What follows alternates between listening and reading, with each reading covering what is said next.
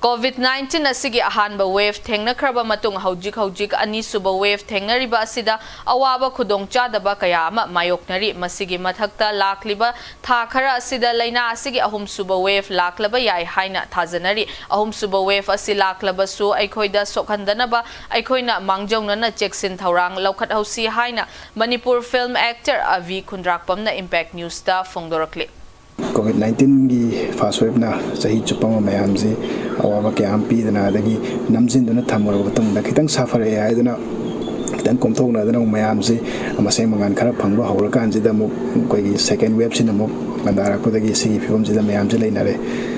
aduna mayam laina si tarai budi oidre misi mina ju yam toy khale nomagi positive ba masing ju yam henkalai adu amarom da hojik budi khara budi fare adu wari su mayam khoi section da budi yade maramdi masine khoi yoro hai budi laite aduna government na piriba precautionary measure khuding mak khoi nga na chasi akogi mi pulak ko matamda mi thengnar ko matamda social distancing thamsi jado kodok putaraga su mask upsi loina na khoi yum da laiba halaman mayam marwaina khoina moina gyan ta da leraga su khoina gyan ta na wari phajana sabiyo haibadi khoi nongbi tariba pau tongnari bomong sina maram oraga moida tanatana khoi su yauna mental disturbance yam piribani ana sina maram oraga hena wakal disruption gidna mental stress lakko khotpu siam laigani ana bo makhalgi covid makhala masu ko Manipur da laiba thengnare na tare masi tasinga laiba thiningai ni khudong thiningai ni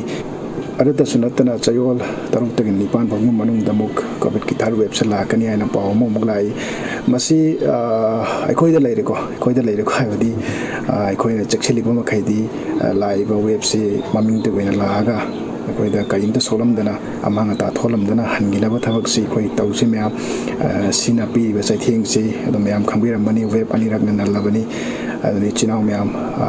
section la limina si sina maram moraga laigidaba thawai kya du gi mafam da so condolence chari tasenga masi laibak thiba hai tare lehori be khoinoi da so thok tana bagi damakta tangai phadana tawda ya draba khodi maksi khoi tawsi loina laina ni khoi tangai phadraba di vaccine ju kapthoksi masina laina asil lan thengna bada khulai amazu oiribani adana mayam laina asidi ngakthong na bai damakta isai sana wakal ta boidana section laisi adana mayam punamak yumdagi mapan thokpi gano yari ba makhaidi stay safe at home.